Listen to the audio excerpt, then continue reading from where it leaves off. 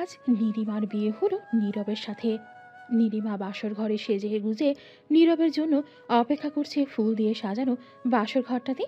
নীরব রুমে ঢুকে নীলিমার চেহারা দেখে পুরো টাসকিত, যেন সে নিজের চোখকে বিশ্বাস করতে পারছে না। নীলিমা তুই? হ্যাঁ আমি। এত অবাক হওয়ার কি আছে? যেটা হবার ছিল সেটাই হলো। দেখ এখন কেমন লাগে। যাকে তুই ধর্ষণ করেছিলি সেই এখন তোর বউ। একটা ধর্ষিতা মেয়ে তোর বউ। কেমন লাগছে এখন? এতদিন আমি জ্বলেছি যন্ত্রণায়, এবার তুই জ্বলবি। নীরব নীলিমাকে দেখে আর ওর হাসি দেখে রেগে একাকার হয়ে ঘরের জিনিস ভাঙচুর করতে করতে ঘর থেকে বেরিয়ে গেল। নীলিমা এদিকে নীরবের কাণ্ড দেখে হেসেই চলেছে, কিন্তু হাসির ফাঁকেও নীলিমার চোখে পানি। হুম, আপনারা যা ভাবছেন সেটাই ঠিক। নীরব আর নীলিমা দুজন দুজনাকে 1 বছর আগে থেকেই চেনে। 1 বছর আগে ঘটে যাওয়া কিছু ঘটনার জন্য নীলিমা আজ নীরবের বউ। শুধু বউ বললে হয়তো ভুল হবে বিষয়টা, বলতে হবে ধর্ষিতা বউ। আজ জানুয়ারির 25 তারিখ। আজ ওদের বিয়ে হলো এখান থেকে ঠিক 1 বছর আগে, মানে গত বছরের ঠিক জানুয়ারি মাসের 1 তারিখ নীলিমা নীরবের পাশের বাড়িটায় ভাড়া উঠেছিল। আর সেখান থেকেই তাদের পরিচয়। নীলিমা রোজ বিকালে আর সকালে ছাদে যেত হাঁটতে। নীরবদের আর নীলিমাদের ছাদ প্রায় একসাথেই, মানে এ ছাদ থেকে ও ছাদে যাওয়া যাবে এমন দুটো ছাদ। নীলিমা একদিন ছিদ হাঁটছে একা একা, হঠাৎ চোখে দেখে পাশের ছাদে একটা ছেলে ফুল গাছে পানি দিচ্ছে। দেখতে খুবই সুন্দর ছেলেটি। নীলিমা দেখছে তাকে হা করে। হঠাৎ নীরব দেখে ফেলল যে নীলিমা তার দিকেই তাকিয়ে আছে। নীলিমা তা বুঝতে পেরে দৌড়ে আড়ালে চলে গেল। এভাবে বেশ কিছুদিন কেটে গেল। নীলিমা রোজ একইভাবে ছেলেটিকে দেখে। একদিন হঠাৎ নীরব জোরে জোরে বলে উঠল। ওভাবে আড়াল থেকে না দেখে সামনে এসে দেখলেই তো হয়। নীলিমা বেশ অপ্রস্তুত হয়ে পড়ল নীরবের কথা শুনে। তারপর আড়াল থেকে বেরিয়ে নীরবের দিকে এগিয়ে গেল মাথা নিচু করে। নীরব নীলিমাদের ছাদের কাছে এসে দাঁড়িয়ে আছে। নীলিমা আড়াল থেকে বেরিয়ে নীরবের কাছে গেল। তারপরে দুজন বেশ স্বাভাবিকভাবে কথা বলতে শুরু করলো। এভাবে বেশ 3-4 দিন নীলিমা নীরবের সাথে ছাদে দাঁড়িয়ে কথা বলেছে। কিন্তু বেশ কিছুদিন হলো নীরব আর ছাদে আসে না। নীলিমাও আর বেশি মনোযোগ দেয়নি ওদিকে, কারণ তার একটা নতুন জব হয়েছে ভালো একটা কোম্পানিতে। সেই খুশিতে নীরবের কথা প্রায় ভুলে গেছে সে। নীলিমা আর নীরব প্রথম পরিচয় ওদের ছাদে। পরে ওদের আবার দেখা হয়েছিল, তবে সেটা ছাদে নয়, নীলিমা যে অফিসে নতুন জবে জয়েন করেছিল সেই অফিসে। রুমা পরের মাসের 1 তারিখ তার নতুন অফিসে জয়েন করে। গিয়ে সেই অফিসের সবাইকে নানা রকম গুজুর টুজুর ফুসুর ফুসুর করতে শোনে। তাদের কিছু কথা নীলিমার কানেও আসে। সবাই বরাবরই করছিল অফিসের নতুন বস এসেছে, তিনি নাকি ভীষণ রাগী। নীলিমা আজ নতুন এই অফিসে, তাই সে তেমন কিছুই জানে না। নতুন বসের কথা, নীলিমা অফিসে সেই নতুন বসের পিএ হিসেবে জয়েন করেছে। Nilima may I come in sir? Yes. Nilima তার নতুন বসের রুমে ঢুকে পুরো অবাক, কারণ তার নতুন বস আর কেউ না, সেই নীরব। নীলিমা ভেবেই অবাক, ছেলেটাকে তো দেখে মনে হয় না যে সে এত বড় একটা কোম্পানিতে জব করে। নীলিমা এসব ভাবছে আর হা করে তাকিয়ে আছে নীরবের দিকে। নীরব বলে উঠল, কে মিস নীলিমা? কি হলো? আপনি? না মানে তুমি? দেখুন মিস নীলিমা, এটা অফিস আর আমি আপনার বস। সো তুমি নয়, আপনি বলুন। নীলিমা তো সেই পরিমাণ রাগ হলো নীরবের কথা শুনে। নীলিমার রেগে দাঁত কিটমিট করতে করতে বলল। জি বলুন স্যার। নীরব নীলিমাকে এক গাদা ফাইল ধরিয়ে দিয়ে বলল, যান এগুলো রেডি করে নিয়ে আসেন। নীলিমা আর কি করে, রেগে ফুলতে ফুলতে চলে গেল ফাইলগুলো নিয়ে। নীলিমা বের হতেই তার এত কলিগ নাম আশা নীলিমাকে বলল, বাহ নীলিমা, কি কপাল তোমার! অফিসে আসতে না আসতেই ওই রকম একটা হিরোর মতো বস পেয়ে গেলে। ইস, দেখলেই প্রেম করতে ইচ্ছা করে। কি সুন্দর বডি, কি সুন্দর দেখতে, কি হাইট! ইস, কি হট রে! তোমার জায়গায় আমি হলে আজ থেকেই প্রেম করা শুরু করে দিতাম। আরে ধুর, চুপ করুন তো। সুন্দর না ছাই, কি যে জ্বালার ভেতর আছে আপনি তো তা বুঝবেন না। তাই বলে নীলিমা চলে গেল। নীলিমা যেহেতু নীরবের বিয়ে, সেই জন্য নীরবের রুমের একদম পাশের নীলিমার টেবিল, মাঝে একটা কাচের গ্লাস থাইয়ের মতো আর কি। নীরব নীলিমাকে ভালোভাবে দেখতে পায় তার টেবিল থেকে। নীরব হাঁ করে তাকিয়ে আছে সেখান থেকে নীলিমার দিকে। নীলিমা কাজ করছে এমন সময় নীরবের ফোন। মিস নীলিমা, এক্ষুনি আমার রুমে আসুন। নীলিমার ভয়ে ভয়ে এগিয়ে গেল নীরবের রুমের দিকে। আল্লাহ জানে আবার কি বলে। নীলিমা দেখতে অপূর্ব সুন্দরী, যাকে বলে অতুলনীয়। তার বয়সটাও বেশ প্রায় 25-এর কাছাকাছি। বাবা মারা গেছে 1 বছর আগে। তিনি এক রোড অ্যাক্সিডেন্টে মারা যান। সেই থেকে কোনো রকম চলছে নীলিমাদের সংসার। নীলিমার একটা ছোট বোন আছে। সংসারে এখন তারা 3টে মাত্র মানুষ। মায়ের অনেক স্বপ্ন নীলিমাকে নিয়ে। নীলিমা এত সুন্দরী হওয়া সত্ত্বেও আজও কোনো রিলেশন অথবা বিয়ে করেনি, শুধুমাত্র তার মা আর বোনের কথা ভেবে। কারণ নীলিমা ছাড়া তাদের দেখার মতো আর কেউ নেই। সেহেতু এই চাকরিটা খুবই গুরুত্বপূর্ণ নীলিমার কাছে। May I come in sir? দেখুন মিস নীলিমা, আজ আমাদের একটা মিটিং আছে 7টার সময়। আপনি এখন বাসায় যান আর 6টা 30-এ রেডি হয়ে চলে আসবেন। স্যার মিটিংটা কোথায় হবে? সেটা সন্ধ্যে আসলে বুঝতে পারবেন। সোজা আমাদের অফিসের সামনে আসবেন, এখান থেকে আমি আপনাকে পিক করে নেব। Okay sir. নীলিমা ঠিক সন্ধ্যা 6টা 30-এ দাঁড়িয়ে আছে অফিসের সামনে। নীরব এসে তাকে পিক করলো। এই কি নীলিমা, আপনি পেছনে বসছেন কেন? আমি কি আপনার ড্রাইভার নাকি? সামনে আসুন। তারা একটা হোটেলে গেল। সেখানে মিটিং শেষে সেই হোটেলে একটা পার্টিতে কিছুক্ষণ থেকেই সেখান থেকে বের হলো বাসার জন্য। পার্টিতে নীরব বেশ ড্রিঙ্ক করেছে। সে ঠিক মতো হাঁটতে পারছে না। নীলিমা তাকে ধরে ধরে নিয়ে যাচ্ছে। ছাড়ো আমাকে, আমি ঠিক আছে, আমি পারবো একা যেতে, ছাড়ো। সে তো দেখতেই পাচ্ছি কেমন ঠিক আছে মাথা একটা। কি বললে তুমি? কি বললে? কিছু না। আচ্ছা স্যার, ছেড়ে দিলাম। হঠাৎ নীরব নীলিমার দিকে এগোতে লাগলো। তারপর নীরব নীলিমার কাছে এসে ধপাস করে পড়ে গেল নীলিমার গায়ের ওপর। নীলিমা গাড়ি চালাতে পারত, তাই সে কোনো রকম নীরবকে বাড়ি পৌঁছে দিল। পরের দিন সকালে নীলিমা অফিসে গেল এবং আজ প্রায় দুপুর 1টা বাজতে গেল। নীরব এখনো একবারও ডাকেনি তাকে। নীলিমা এসব ভাবছে, হঠাৎ নীরবের কল আসলো। একটু আমার রুমে আসুন নীলিমা। জি স্যার, এক্ষুনি আসছি। জি বলুন স্যার। দেখুন মিস নীলিমা, কাল থেকে আপনি আমার রুমের ভেতর, আপনি বসার ব্যবস্থা করুন। বারবার এইভাবে আপনাকে ডাকতে ভালো লাগে না, আপনি আমার সামনে থাকলে ভালো হবে। এখন আমার লাঞ্চটা একটু টেবিলে সাজিয়ে দিন। দেখুন স্যার, এগুলো আমার কাজ না। অফিসে অনেক কাজের লোক আছে, এগুলো তাদের দিয়ে করে দিতে বলুন। যা বলছি তাই করুন। নীলিমা খুব অপমানিত বোধ করলো নীরবের ব্যবহারে। কিছু না বলে সে খাবার টেবিলে সাজিয়ে দিয়ে চলে গেল। নীরব খেতে বসে মুচকি মুচকি হাসছে। নীলিমা তা দেখে ফেলল এবং আরো বেশি রেগে গেল। নীলিমা বাসায় গিয়ে চুপ করে বসে থাকলো আর মনে মনে নীরবকে গালাগাল দিতে থাকলো। পরের দিন 12টায় অফিসে নীলিমা অফিস গেছে। তার কিছুক্ষণ পরেই নীরব তাকে ডাকলো। ডেকে সে তার গায়ের কোটটা খুলে দিতে বলল। নীলিমা এতে আরো বেশি রেগে গেল। বলল, স্যার আমি আপনার বাড়ির বউ না যে এসব করব। এগুলো আমার কাজ না। দয়া করে এসব কাজ আমাকে দিয়ে আর দ্বিতীয়বার করাবেন না। দুপুর 2টা। নীরব আবার নীলিমাকে ডাকলো। ডেকে বলল, নীলিমা আমার লাঞ্চটা টেবিলে দাও, আমি ফ্রেশ হয়ে আসছি। নীলিমা আজ আর সহ্য করতে পারল না। মনে মনে সে একটা বদ বুদ্ধি আটলো। নীরব ফ্রেশ হতে গেছে, সেই ডাক ফাঁকে নীলিমা নীরবের সব খাবারে এক গাদা ঝালের গুঁড়ো মিশিয়ে দিল। তারপর খাবারগুলো সুন্দর করে টেবিলে সাজিয়ে চুপটি করে বসে থাকলো একপাশে। নীরব ফ্রেশ হয়ে খেতে বসলো। প্রথম খাবারটা মুখে দিয়ে নীরব ঝালে জীবন শেষ। সে ভাবলো অন্য খাবার খাবে। এবার অন্য খাবার নিয়ে খেয়ে দেখলো সেটাতে প্রচন্ড রকমের ঝাল দেওয়া। নীরবের দমকল টাকার মতো অবস্থা হয়ে গেল। কি হলো স্যার, খাচ্ছেন না যে? খাবারগুলো কি ভালো হয়নি? নীলিমা বলছে আর মুচকি মুচকি হাসছে। নীলিমার হাসি দেখে নীরবের আর বুঝতে বাকি থাকলো না যে খাবারে ঝাল নীলিমাই মিশিয়েছে। নীরব অতিরিক্ত ফর্সা, সেই জন্য ঝালে তার মুখটা পুরো লাল হয়ে গেছে। নীলিমা দেখে কিছুটা ভয় পেয়ে গেল আর ভাবলো হয়তো বেশি বাড়াবাড়ি হয়ে গেছে তার। নীরব রেগে মেগে একাকার। নীরব নীলিমার দিকে এগোতে লাগলো আর নীলিমাও পেছাতে থাকলো।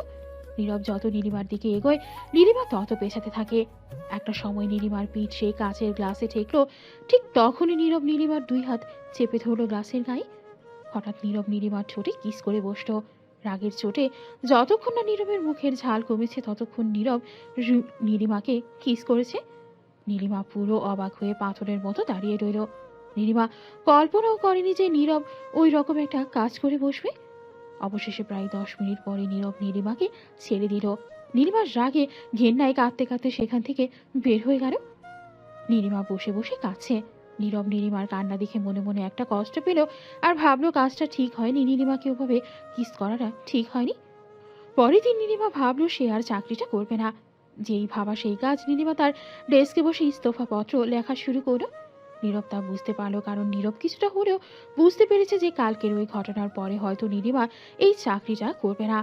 নীলিমা গটগট করে নীরবের রুমের দিকে যাচ্ছে ইস্তফাপত্র জমা দিতে। নীলিমা ইস্তফাপত্র দিতে যাচ্ছে নীরবের রুমে।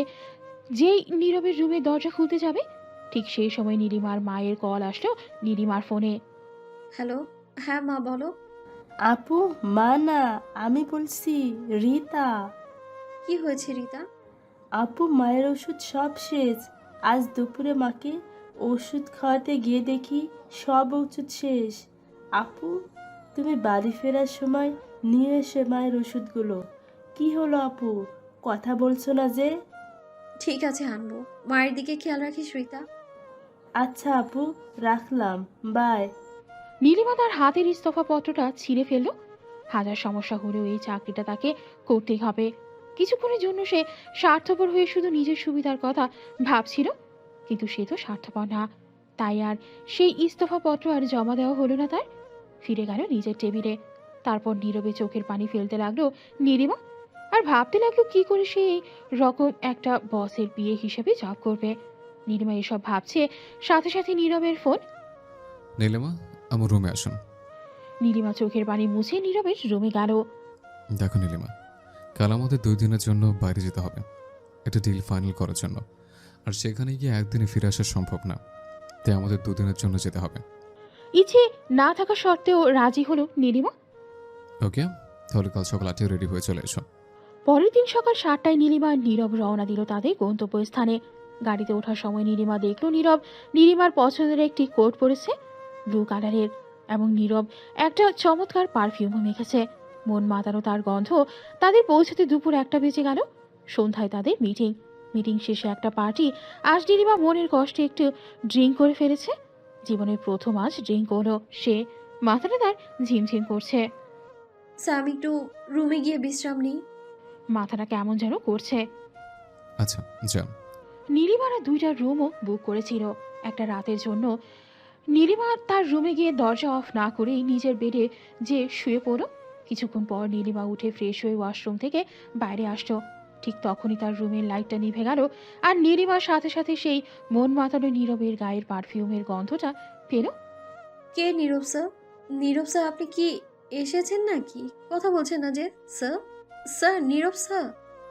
নীলিমা কারো হালকা ছায়া দেখেছিল, কিন্তু যার ছায়া দেখেছিল সেই মানুষটি কোনো জবাব দিল না নীলিমার কথার। হঠাৎ সেই লোকটি নীলিমার মুখ চেপে ধরলো এবং একটা কাপড় দিয়ে নীলিমার মুখটা বেঁধে ফেললো, আর তাকে জোর করে বেঁধে ছুঁড়ে ফেললো। লোকটি নীলিমার উপর জানোয়ারের মতো ঝাঁপিয়ে পড়লো, ছিঁড়ে খেলো নীলিমার দেহ। নীলিমা চিৎকার করতে পারছে না, মুখে তার কাপড় বাঁধা, শুধু তার 2 চোখ দিয়ে অঝরে পানি ঝরছে আর হাত পা ছোড়াছুড়ি করছে। নিজেকে রক্ষা করতে পারছে না নীলিমা। লোকটি নীলিমার দেহ ভোগ করছে জানোয়ারের মতো। নীলিমা কিছুক্ষণ পরে সেন্সলেস হয়ে পড়ল। সেন্স ফেরার পর নীলিমা দেখলো ঘরটা পুরো আলোয় ভরা, বাতি জ্বলছে। নীলিমার শরীরে কাপড় নেই, সেগুলো বেডের একপাশে ফেলানো। ঝাপসা চোখে নীলিমা দেখলো নীরবের সেই কোট তার খাটের পাশে পড়ে আছে। নীরবের গায়ে সেই পারফিউমের গন্ধ, আর নীরবের গায়ের কোট দেখেই নীলিমার আর বুঝতে বাকি থাকলো না তাকে কে ধর্ষণ করেছে। নীলিমা 1 মিনিটও দেরি করলো না। জামা কাপড় পরে সোজা নীরবের রুমে গেল। দেখলো নীরব তার রুমে নেই। একটা লোককে জিজ্ঞাসা করলো, লোকটি বলল নিচে এখনো পার্টি চলছে, সেখানে দেখুন, হয়তো থাকতে পারে। নীলিমা নিচে গিয়ে দেখলো নীরব সেখানে। নীলিমা সোজা নীরবের কাছে যেয়ে কোনো কথা না বলেই ঠাস করে একটা চর বসালো সবার সামনে নীরবের গালে, আর উল্টাপাল্টা চর ঘুষি মারতে লাগলো। পার্টির সব লোক অবাক হয়ে গেল, গান বন্ধ হয়ে গেল, সবাই তাকিয়ে আছে নীলিমার দিকে। নীরব যেন পাথর হয়ে গেছে। নীলিমা চিৎকার করে কাঁদতে থাকলো আর বলতে থাকলো, কেন করলেন এমন, কেন? কেন এত বড় সর্বনাশ করলেন আপনি আমার? কেন বলুন? পার্টির প্রতিটা লোক এক দৃষ্টিতে তাকিয়ে আছে তাদের দিকে। নীরব অপমানে লজ্জায় মাথা নিচু করে দাঁড়িয়ে থাকলো। কিন্তু সত্যিই কি তাই? নীরব কি সত্যি ধর্ষণ করেছে তাকে? তবে কেন তার এই নীরবতা? আর ওই পারফিউম আর ওই কোটটা কার ছিল? ওগুলো তো নীরবেরই। নীরব নীলিমার দিকে হাঁ করে তাকিয়ে আছে। নীলিমা, তুমি কি বলছো? আমি কিছু বুঝতে পারছি না, কি হচ্ছে তোমার? আপনার কোটটা কোথায় স্যার? কোর্টে ড্রিঙ্ক পড়েছিল, তো রুমে রেখে এসছে। নীলিমা আবার নীরবের গালের সপাটে একটা চর মারল আর বলল, মিথ্যুক কোথাকার। যেদিন তুই আমায় কিস করেছিলি সেদিন আমি বুঝতে পেরেছিলাম তুই একটা আস্ত অমানুষ। শুনুন, আপনারা সবাই, হ্যাঁ, আপনাদের বলছি, যারা এই পার্টিতে উপস্থিত আছেন তাদেরকে বলছি, এই লোকটা আমার অসহায়তার সুযোগ নিয়ে আমায় ধর্ষণ করেছে। এখন আমি তার বিচার চাই। ছি ছি নীলিমা, কি বলছো? তোমার মাথা ঠিক আছে? দেখো নীলিমা, তুমি আজ প্রথম ড্রিঙ্ক করলে, তাই এমন লাগছে, তাই তুমি উল্টো পাল্টে বকছো। একটু রেস্ট নাও, সব ঠিক হয়ে যাবে। আচ্ছা নীলিমা, তোমার চোখ মুখের এমন অবস্থা কেমন করে হলো? আর কাপড় ছিল কিভাবে? একে তোমার ঠোঁট কাটলো কিভাবে? পড়ে গেছিল নাকি? এসব তুই বলছিস শয়তান কোথাকার, ইতর জানোয়ার! কিছু বুঝতে পারছো না তাই না এখন? হঠাৎ পার্টির একটি লোক বলে উঠল। একদম মিথ্যা বলবেন না। বুঝতে পেরেছি আপনারা সবাই নীরবের সাথে জড়িত, তাই তো? তাই বলে নীলিমা গটগট করে সেখান থেকে বের হয়ে নিজের রুমে চলে গেল এবং রুমে গিয়ে নিজের কাপড় গোছাতে লাগলো। তখন বাজে রাত 11টা। নীরব আসলো নীলিমার রুমে। একে নীলিমা, কি করছো? ব্যাক প্যাক করছো কেন? আমরা কাল সকালে রওনা হব, এখন না তো। তোর মতো একটা বদমাইশের সাথে এক রাত তো দূরের কথা, আর 1 মিনিটও থাকবো না আমি। নীলিমা, তুমি কি বলছো? আমি কিছু বুঝতে পারছি না, বিশ্বাস করো। নীলিমা তার বেডের পাশে পড়ে থাকা নীরবের কোটটার দিকে আঙুল দেখিয়ে বলল। এটা কি? আরে এটা তো আমার কোট, এখানে কি করে আসলো? কে আনলো এখানে? কিছুই বুঝতে পারছে না তাই না? তাই বলেই নীলিমা নীরবের কোটটা তুলে নীরবের মুখের উপর ছুঁড়ে ফেলে দিয়ে নিজের লাকেশ নিয়ে বের হয়ে গেল রুম থেকে। নীলিমা সেখান থেকে একটা বাসে উঠে সোজা বাড়ি চলে আসতো। নীরব অনেক বাধা দেওয়ার চেষ্টা করেছিল তাকে, কিন্তু নীলিমা কোনো কথাই শুনল না নীরবের। নীলিমা বাড়ি পৌঁছে দেখলো তার মা বসে আছে সোফায়। কি রে মা, তোর না কাল দুপুরে আসার কথা ছিল, এত জলদি চলে আসলি যে? কোনো সমস্যা হয়েছে নাকি? নীলিমা তার মায়ের কোনো কথার জবাব না দিয়ে নিজের রুমে দরজা আটকে দিয়ে নীরবে চোখের পানি ফেলতে লাগলো। নীলিমার মা দরজায় টোকা দিচ্ছে। নীলিমা, কি হলো? এসে দরজা আটকে দিলে যে, কোনো কথা বললি না যে আমার সাথে? এই নীলিমা, কি হলো? দরজা খোল মা। কি হয়েছে মা তোর? আমাকে বলবে না মা? তোর মাকেও বলবে না মা? তুই দরজা খোল মা। নীলিমা দরজা খুলে দৌড়ে এসে তার মাকে জড়িয়ে ধরে কাঁদতে লাগলো জোরে জোরে। কি হয়েছে নীলিমা? এমন করে কাঁদছিস কেন মা? তুই বল আমাকে। মা, নীরব, ও মা, ওই জানোয়ারটা আমার অসহায়তার সুযোগ নিয়ে আমার সর্বনাশ করেছে। আমার জীবন শেষ করে দিয়েছে মা, ওই জানোয়ারটা। হে আল্লাহ, কি বলছিস নীলিমা তুই এসব? এই কথা বলে নীলিমার মা ভীষণ অসুস্থ হয়ে পড়ল এবং কিছুক্ষণ পর সেন্সলেস হয়ে গেল। এমনিতেই নীলিমার মা আজ 2 দিন ওষুধ না খাওয়ার কারণে বেশ অসুস্থ। নীলিমা বাইরে থাকায় খবরটা তাকে জানানো হয়নি। নীলিমা তাড়াতাড়ি তার মাকে হসপিটালে নিয়ে গেল। এখন তার মা আইসিইউতে, খুব খারাপ অবস্থা তার। নীলিমা এবার প্রতিজ্ঞা করলো যে নীরবকে সে তার পাপের শাস্তি অবশ্যই দেবে। নীলিমা হসপিটাল থেকে সোজা থানায় গেল এবং নীরবের বিরুদ্ধে রেপের অভিযোগের মামলা করল। সাক্ষী ছিল তার ছোট বোন। পুলিশ ফোর্স নিয়ে নীরবের বাড়িতে গেল তাকে গ্রেফতার করতে। বাসায় কেউ আছেন? কি ব্যাপার স্যার, আপনারা? Any problem? জি। নীরব আপনার কি হয়? আমি নীরবের বাবা। নীরব আমার একমাত্র ছেলে। কি হয়েছে স্যার? নীরবের কি কিছু হয়েছে নাকি? দেখুন, আপনার ছেলের নামে আমাদের কাছে অ্যারেস্ট ওয়ারেন্ট আছে। আপনার ছেলে একটি মেয়েকে ধর্ষণ করেছে। মেয়েটি নিচে এসে আপনার ছেলের নামে মামলা করেছে। কি বলছেন? আমার ছেলে মোটো এরকম না। কীরকম সেটা না হয় আমরাই দেখে নেব। এখন বলুন, আপনার ছেলে কোথায়? নীরব তো এসে সিটি হসপিটালে গেছে নীলিমার মাকে দেখতে। একথা শুনে পুলিশ আর 1 মিনিটও দাঁড়ালো না সেখানে, সোজা চলে গেল হসপিটালে। নীলিমা ছিল তাদের সাথে। হসপিটালে গিয়ে নীলিমা দেখে নীরব তার মাকে দেখে বের হচ্ছে। নীলিমা দৌড়ে নীরবের কাছে গিয়ে নীরবের শার্টের কলার ধরে বলল। কি করতে এসেছেন এখানে? মা মরে গেছে কিনা বেঁচে আছে সেটা দেখার জন্য এসেছেন? খবরদার মায়ের দিকে এক পাও বাড়াবেন না। নীলিমা, তোমার সাথে আমার কিছু কথা আছে, প্লিজ। মাত্র 5 মিনিট সময় আছে তোমার কাছে। নীলিমা অশ্রু ভেজা চোখে 2 ঠোঁটের মাঝে একটা চাপা হাসি দিয়ে বলল। পৃথিবীতে এই সময় সব থেকে বড় বেঈমান আপনি। আপনার সাথে দেখা হবার আগে সময়টা যদি আবার ফিরে নিয়ে আসতে পারতাম। এবার আপনার সময় কাটবে জেলের ওই 4 দেয়ালের মাঝে। নীলিমা এসব বলছে, তার ভেতর নীরব হঠাৎ বলে উঠল। নীলিমা, আমি তোমাকে ভালোবাসি। নীলিমা, অনেক কথা বলার আছে তোমাকে, একটু সময় চাই তোমার কাছে। নীলিমা, আমাকে কি 5টা মিনিট সময় দেওয়া যায় না? কিছু কথা বলতাম তোমাকে। এদিকে পুলিশ দাঁড়িয়ে আছে অনেকক্ষণ। নীলিমা নীরবের কোনো কথাই শুনল না। পুলিশ ধরে নিয়ে গেল নীরবকে। পুলিশ টানতে টানতে নিয়ে যাচ্ছে নীরবকে, আর নীরব শুধু এক দৃষ্টিতে তাকিয়েছিল নীলিমার দিকে। আসলে এখানে একটা সত্য কথা ছিল। সেটা হলো নীরব নীলিমাকে সত্যি ধর্ষণ করেনি। নীরব প্রথম থেকেই নীলিমাকে ভালোবাসতো। তাকে সবসময় চোখের সামনে রাখার জন্য এই বিয়ের জবটা দিয়েছিল নীরব তাকে। অনেক কথা বলার ছিল নীরবের নীলিমাকে। কেউ একজন ফাঁসিয়ে দিল নীরবকে। কোনো এক অচেনা মুখোশধারী মানুষ যে রাতের আধারে নীলিমাকে ধর্ষণ করেছে সেটা প্রমাণ করার কোনো সুযোগই দিল না নীলিমা নীরবকে। এদিকে নীরবের বাবা হাঁপাতে হাঁপাতে হসপিটালে আসলো। এসে দেখলো নীলিমা দাঁড়িয়ে কাঁদছে হসপিটালের সামনে। মা নীলিমা, আপনি এখানে? বুঝছে না, আমার ছেলেটা এত খারাপ কাজ কখনো করতে পারে না। আমি বিশ্বাস করি না। তোমার কথাও ভুল হচ্ছে। আমার ছেলেটার জীবন তুমি নষ্ট করে দিও না। বাহ কাকু, আপনি শুধু নিজের ছেলের কথাটাই ভাবলেন, আর আমার সাথে যে এত বড় একটা অন্যায় হলো সেটা আপনার চোখে পড়লো না। আজও যদি আমি আপনার মেয়ে হতাম তো এমনটা করতে পারতেন আপনি? বলুন, বলুন না কাকু, চুপ করে আছেন কেন, বলুন। মা নীলিমা, আমি তোমাকে কথা দিচ্ছি, আমার ছেলের সাথে বিয়ে দেবো আমি তোমার।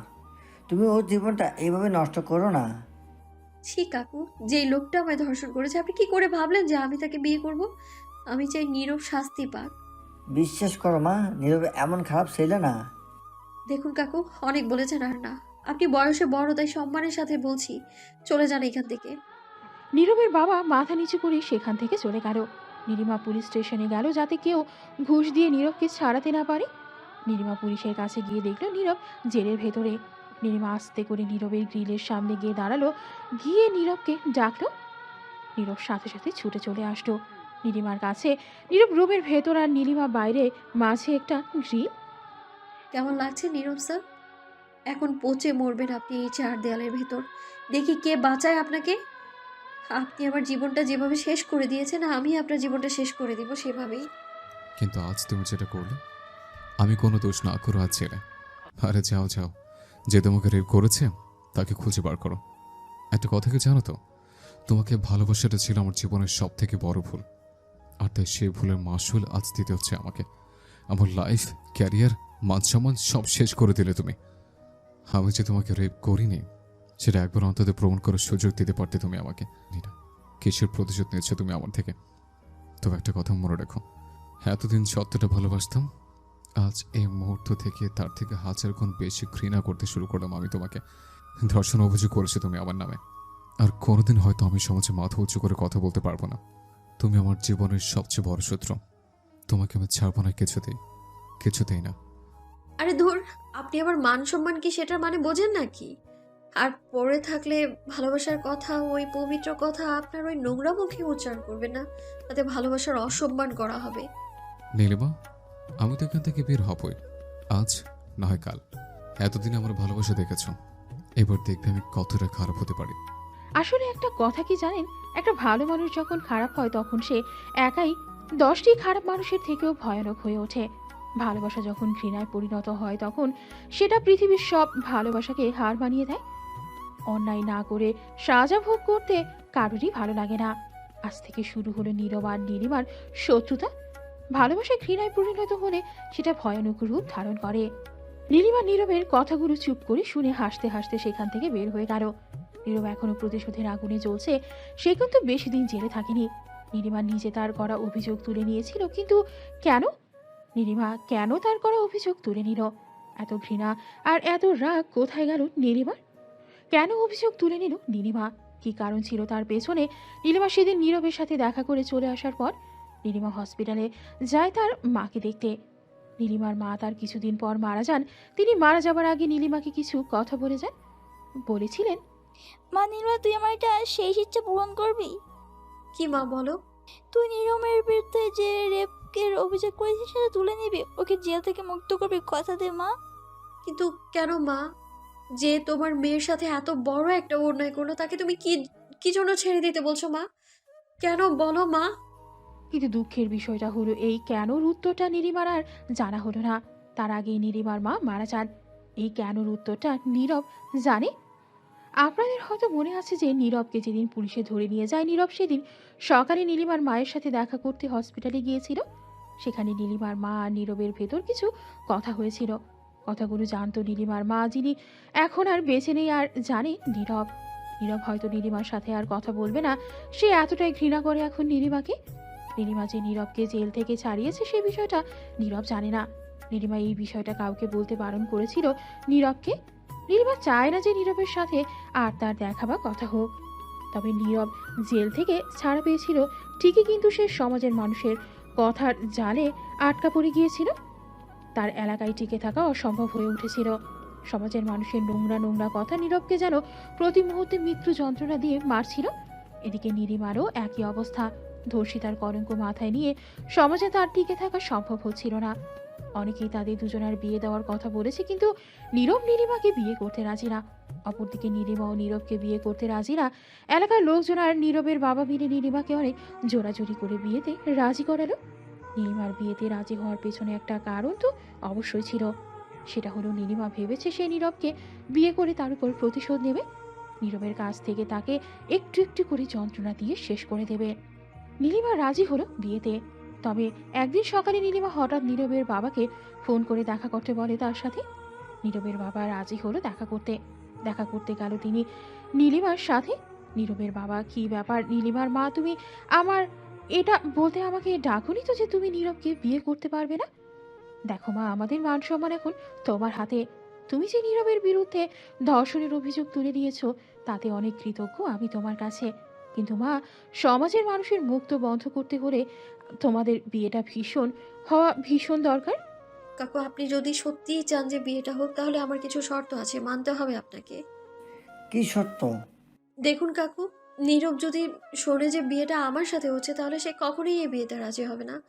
আপনি ওকে বলবেন ওর অন্য একটা মেয়ের সাথে বিয়ে হচ্ছে।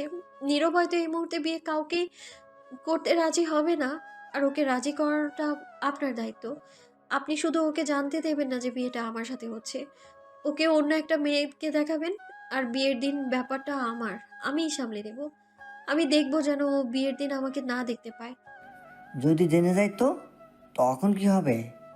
আপনি কিছু ভাববেন না, আপনি শুধু যা যা বলেছি তাই করুন, আর বিয়ের আয়োজন শুরু করুন। নীরব যেন বিয়ের আগে দেখতে না পারে, সে দায়িত্বটা আমার। নীরব কিছুতেই রাজি হচ্ছিল না বিয়েতে। তার বাবা অনেক কষ্ট করে রাজি করালো তাকে। নীরবের বাবা বলেছিলেন, নীরব, তুই যদি বিয়ে না করিস তো আমার মরা মুখ দেখবি। সবার হয়তো জানা আছে এই কথাটা বাবা মায়ের সব থেকে বড় অস্ত্র সন্তানের জন্য। নীরবের মা নেই। ছোটবেলা থেকেই তার বাবা মায়ের ভালোবাসা দিয়ে তাকে মানুষ করেছে। কখনো মায়ের অভাব বুঝতে দেয়নি। বাবাকে নীরব পাগলের মতো ভালোবাসে, তাই সে তার বাবার কথা ফেলতে পারেনি। তবে বাবা, আমার একটা কথা রাখতে হবে। কি বল? বাবা, আমি মেয়ে দেখব না। মেয়ে তো তুমি দেখেছ, সেটাই যথেষ্ট। আমি আর দেখব না। কিন্তু নীরব না দেখে কি করে বিয়ে হয়? যাই হোক, নীরবের বাবা মনে মনে অনেক খুশি হলেন, কারণ মেয়ে দেখানোর ঝামেলাটা তার ঘাট থেকে নামলো। বিয়ে আয়োজন শুরু হয়ে গেল। নীলিমা বিয়ের দিন মুখের ওপর এক হাতে ঘোমটা দিয়েছিল যাতে নীরব তার মুখ দেখতে না পায়। আর নীরবও বিয়ের কনেকে দেখার কৌতূহল একেবারেও দেখায়নি। মনে হচ্ছিল তার কাছে এই বিয়েটার কোনো মূল্য নেই, আর এই মুহূর্তে তার মন মানসিকতাও ঠিক নেই। বিয়েটা কোনো রকম সাদামাটা করে ছোটোখাটো আয়োজন করে শেষ হয়ে গেল। আর এখন নীলিমা বাসর ঘরে বসে আছে। বসে বসে নীলিমা এই কথাগুলো কল্পনা করছিল। নীরব তো নীলিমাকে দেখে রেগে বের হয়ে গেল রুম থেকে। আর নীলিমা বসে বসে কাঁদছে এটা ভেবে যে এখন এই লোকটার সাথে তাকে সারা জীবন কাটাতে হবে। নীরব রাত 10টায় বাড়ি ফিরল ড্রিঙ্ক করে। ফিরে দেখলো নীলিমা সেই বিয়ের শাড়ি পরা সেই অবস্থায় মেঝেতে ঘুমিয়ে পড়েছে। তার চোখের কোণে পানি জমে আছে, মনে হয় কাঁদছিল নীলিমা। নীলিমাকে দেখে মায়া হলো। নীরব আস্তে আস্তে নীলিমার পাশে গিয়ে বসল। নীরব এক দৃষ্টিতে তাকিয়ে আছে নীলিমার দিকে। নীলিমার মুখের উপর চুল পড়ে আছে। নীরব তার হাত দিয়ে আলতো করে নীলিমার মুখের উপর পড়ে থাকা চুলগুলো সরিয়ে দিল। আর তার সাথে নীরব বলল, ভালোবাসতাম আমি তোমাকে, মা, খুব ভালোবাসতাম। তোমাকে আমি কি করে ধর্ষণ করবো বলো? ভালোবাসার মানুষকে কি কেউ ধর্ষণ করে বলো? নীরবের মুখটা নীলিমার মুখ থেকে 1-2 ইঞ্চি দূরে হবে। নীলিমা নীরবের নিঃশ্বাসের গরম হাওয়া তার মুখে অনুভব করে এবং তার ঘুম ভেঙে যায়। তাড়াহুড়ো করে উঠতে গিয়ে নীরবের ঠোঁটের সাথে নীলিমার ঠোঁটের ছোঁয়া লাগে। নীলিমা ভাবে নীরব তাকে কিস করেছে। আবার নীলিমার রেগে গিয়ে ঠাস করে একটা চড় মারে নীরবের মুখে। নীরব প্রচণ্ড রেগে যায়। নীলিমাকে করে করে তুলে বেডের উপর ফেলে দিয়ে বলতে থাকে, আমি তোমাকে ধর্ষণ করি না নীলিমা, আমি তোমাকে ভালোবাসি, আমি ধর্ষণ করিনি। তাই বলে নীরব নীলিমার দিকে এগোতে থাকে। খবরদার, কাছে আসবে না বলছি। দূরে থাকুন, কাছে আসলে কিন্তু ভালো হবে না বলছি। নীরব বারবার একই কথা বলে চলেছে। রুমানা, আমি তোমাকে ধর্ষণ করিনি, বিশ্বাস করো, সত্যি বলছি। নীরব এই কথাটি বারবার বলেই চলেছে। একটা সময় সে নীলিমার একদম কাছে চলে যায়, নীলিমাকে জড়িয়ে ধরে বলে, তোমাকে আমি কি করে ধর্ষণ করতে পারি বলো? আপনি আজ আবার ড্রিঙ্ক করেছেন? ছাড়ুন আমায়, ছাড়ুন বলছি। নাকি আজ আবার আমায় ধর্ষণ করবেন? আপনার মতো অমানুষ সেটাও করতে পারে। নীরব কোনো কথা বলল না। আস্তে করে নীলিমার কপালে একটা কিস করলো এবং বেশ কিছুক্ষণ নীলিমার দিকে তাকিয়ে থাকলো। হঠাৎ সেন্সলেস হয়ে নীলিমার গায়ের ওপর পড়ে গেল নীরব। নীলিমাকে যেদিন সেই লোকটি রেপ করেছিল, সেদিন সেই লোকটির বুকে নীলিমা তার হাতের নখ দিয়ে আঁচড় দিয়েছিল বেশ গভীরভাবে। কেটে গিয়েছিল লোকটার নখের কাটা দাগ সহজে ওঠে না। নীলিমা ভাবলো যদি নীরব রেপ করে থাকে তো তার বুকে অবশ্যই সেই দাগটা থাকবে। যে করেই হোক নীরবের বুকের দাগটা দেখতে হবে আছে কিনা। নীলিমা নীরবকে বেডে শুইয়ে দিল। তারপর নীরবের বুকের দাগটা দেখার জন্য শার্টের বোতাম খুলতে যাবে, এমন সময় নীরব ফট করেই নীলিমার হাতটা চেপে ধরে আর বলে, তোমাকে অনেক ভালোবাসি নীলিমা, আমি অনেক ভালোবাসি তোমাকে। নীলিমা কিছুতেই হাতটা ছাড়াতে পারছে না। নীরব অনেক শক্ত করে ধরে আছে, নীলিমা কিছুতেই ছাড়াতে পারছে না, এত শক্ত করে ধরেছে নীরব। নীরব কিন্তু বেহুশ, তার ভেতরে সে উল্টাপাল্টা বকছে। নীলিমা শেষ পর্যন্ত হাত ছাড়াতে না পেরে বসে থাকলো নীরবের পাশে। দেখা হলো না। নীলিমা বসে থাকতে থাকতে কখন যে ঘুমিয়ে পড়ে তা নিজেই জানে না। নীলিমা সকালে চোখ মেলতেই দেখলো সে নীরবকে জড়িয়ে ধরে শুয়ে আছে। নীলিমা তাড়াহুড়ো করে উঠে পড়ল। নীরব এখনো নীলিমার হাতটা ধরে আছে। নীলিমা টান দিয়ে হাতটা চালিয়ে নিল। কিছুক্ষণ পর নীরব উঠল, দেখলো নীলিমা নেই। সারা বাড়ি খুঁজতে থাকলো নীলিমাকে, কিন্তু কোথাও পেল না। বাবা, নীলিমাকে দেখেছ? নীলিমা অফিসে গেছে, আমাকে বলে গেছে যাওয়ার আগে। নীরব তার বাবাকে জিজ্ঞাসা করলো নীলিমা কোথায়। তখন নীরবের বাবা বললেন যে নীলিমা অফিসে গেছে। নীরবের তো মেজাজ খারাপ হয়ে গেল। বিয়ের প্রথম দিনই অফিস। নীরব তাড়াতাড়ি করে রেডি হয়ে অফিসে গেল। গিয়ে দেখলো নীলিমা তার রুমে বসে আছে, হাতে একটা কাগজ। কি ব্যাপার নীলিমা, সকালে আমি কিছু না বলে এইভাবে চলে আসলে যে? দেখুন স্যার, এটা অফিস, আর এখানে আপনার আর আমার সম্পর্ক। আপনি আমার বস আর আমি আপনার পিএ, এর বেশি কিছুই না। আর ভুল করেও তুমি না, আপনি বলবেন। Okay sir? তাই বলে চলে গেল নীলিমা। নীলিমা আসলে আবারও ইস্তফা দিতে গিয়েছিল, কিন্তু সে ভাবলো সে সবসময় নীরবের সামনে থেকে তাকে অপমান করে তার প্রতি প্রতিশোধ নেবে। সেই কারণে সে আর ইস্তফা দিল না, ছিঁড়ে ফেললো আবারও ইস্তফা। শুরু হলো নীরব আর নীলিমার ভেতরের শত্রুতা। অফিসে নীলিমার এক কলিগ নীলিমাকে পছন্দ করত, তার নাম আলিফ। নীলিমা নীরবকে দেখিয়ে দেখিয়ে আলিফের সাথে কথা বলতো, তা দেখে নীরবের রাগ হতো। নীলিমা সেটা বুঝতে পারত এবং যে কাজগুলো করলে নীরব রেগে যেত। নীলিমা সবসময় আলিফের সাথে বাইরে খেতে যেত। নীরব সব দেখেও চুপ করে থাকতো আর মনে মনে কষ্ট পেত। নীরব মুখে বলেছিল যে সে প্রতিশোধ নেবে নীলিমার উপরে, কিন্তু নীরব তো নীলিমাকে ভালোবাসে, কি করে নেবে তার উপর প্রতিশোধ? সে পারে না নীরব, বারবার চেষ্টা করেও পারে না। একদিন আলিফ তার জন্মদিনে একটা পার্টি রাখে এবং অফিসের সবাইকে ইনভাইট করে। নীরব আর নীলিমা আলাদাভাবে ইনভাইট করে সে। সন্ধ্যা 7টায় সে পার্টি। নীলিমা আজ খুব সুন্দর করে সেজেছে, অপূর্ব লাগছে তাকে। এমনিতেও সে অপরূপা সুন্দরী। দুজন একসাথে বের হচ্ছে পার্টিতে যাবার জন্য। হঠাৎ নীলিমা সিঁড়িতে পা পিছলে নীরবে গায়ের ওপর পড়ে গেল। নীরব হাঁ করে তাকিয়ে আছে নীলিমার দিকে। কি অপূর্ব লাগছে আজ নীলিমাকে। শালা অফিসের এত মেয়ে থাকতে কেন যে আমার বোর দিকে নজর কে জানে। শালা লুচ্ছা একটা, বাকি বা একদিন ওরে দেবো আচ্ছা মতো রাম পেদানে। নীরব নীলিমাকে দেখে চোখ ফেরাতে পারছে না, সে যেন নিজের ভেতর থেকে হারিয়ে গেল। হঠাৎ নীলিমার দিকে এগিয়ে গেল কিস করার জন্য। নীলিমা ধাক্কা দিয়ে সরিয়ে দিল নীরবকে। নীরব কিছুটা অপমানিত হলো, নিজের বউকে কিস করতে পারবে না সে, এইটুকু অধিকারও কি নেই তার স্বামী হিসেবে? নীরবের মাথায় একটা বদ বুদ্ধি এলো। নীলিমা চলে যাচ্ছে এমন সময় নীরব বলে উঠল, নীলিমা সাবধানে, সামনে সাপ। নীলিমাকে আর কে ধরে? ও আল্লাহ! বলেই চিল্লাতে চিল্লাতে দৌড়ে এসে নীরবকে জড়িয়ে ধরলো। বাঁচাও, বাঁচাও, বাঁচাও! সাপ, সাপ, সাপ, সাপ! নীরব হেসে দিল নীলিমার কাণ্ড দেখে। নীরব নীলিমাকে জড়িয়ে ধরল। নীলিমা বুঝতে পারলো ঘটনা পুরোটা মিথ্যে, কোনো সাপ টাপ নেই, সব নীরবের মিথ্যা কথা। ছাড়ুন বলছি, আমার ছাড়ুন। না, ছাড়বো না। কেন ছাড়বো? আমি আমার বউকে জড়িয়ে ধরেছি, অন্য কাউকে তো না। ছাড়ুন বলছি আমায়। হুম, ছাড়বই না। আমি আমার বউকে জড়িয়ে ধরবো না তো বাড়ির অন্য মধ্যে জড়িয়ে ধরবো? হুম? তাই ধরেন গিয়ে যান, ছাড়েন আমায়। তাই বলে নীলিমা নীরবকে ধাক্কা দিয়ে সরিয়ে দিল এবং হনহন করে বাইরে চলে গেল পার্টির উদ্দেশ্যে। নীরবও গেল পিছু পিছু। নীলিমা ট্যাক্সির জন্য অপেক্ষা করছে বাসার সামনে দাঁড়িয়ে, কিন্তু কোনো কিছুই পাচ্ছে না। তাই হাঁটতে লাগলো নীলিমা। আলিফের বাসা বেশি দূরে না তাদের বাসা থেকে, তাই সে হাঁটতে হাঁটতে এগোতে থাকলো। নীরব তার পেছনে হাঁটছে। কিছুক্ষণ পর হঠাৎ নীলিমার পেছন থেকে একটি মেয়ে চিৎকার করে উঠল। হাত ছাড়ুন বলছি, অসভ্য ইতর জানোয়ার, ছাড়ুন। তাই বলে মেয়েটা মারতে লাগলো নীরবকে। নীলিমা দৌড়ে গেল। সরি আপু, সরি সরি, উনি আমার হাজবেন্ড, প্লিজ ছেড়ে দিন। একটু এদিকে আসুন। আসলে কি জানেন তো, আমার হাজবেন্ডের মাথায় একটু সমস্যা আছে বুঝলেন, সেই কারণেই মেয়ে দেখলে এমনটা করে সে। সরি, কিছু মনে করবে না প্লিজ। হ্যাঁ আচ্ছা, ইটস ওকে। তা আগে বলবেন তো যে ওনার মাথায় সমস্যা। আচ্ছা, সামনে রাখুন তাকে, বাই। নীলিমা এসব আবোল তাবোল বলে নীরবকে মেয়েটার হাত থেকে বাঁচালো কোনো রকমে। তারপর রেগে ফুঁসতে ফুঁসতে নীরবের কাছে গেল। এই যে বেহায়া নীরব, কি ব্যাপার, মান সম্মান আর কিছু রাখলেন না নাকি রাস্তার ভেতরেও শুরু করে দিয়েছেন? ছি ছি ছি। অবশ্য কেনই বা বলছি এসব কথা আপনাকে, আপনার মতো একটা লোক সব করতে পারে, সব। কেন এখন চেঁচে করছো কেন? তখন তো বললে যে অন্য মেয়েতে জড়িয়ে ধরতে। তার নিজের বোধ যদি বলে তাহলে তো আর না করতে পারি না। তোমাকে ধরতে দেবে না, তাই এই ব্যবস্থা। কি আর করা, দুধের স্বাদ ঘোলে মেটাই, এই আর কি। ছি, তাই বলে যাকে তাকে? ছি ছি। কোথায় আমি আর কোথায় ওই রাস্তার মেয়ে, বউ আর অন্য মেয়েকে এক হলো? ছি। ওই দেখো, নিজে বলে এখন নিজে ছেঁচে করছো। তাহলে তোমাকে জড়িয়ে ধরি একবার, প্লিজ একবার।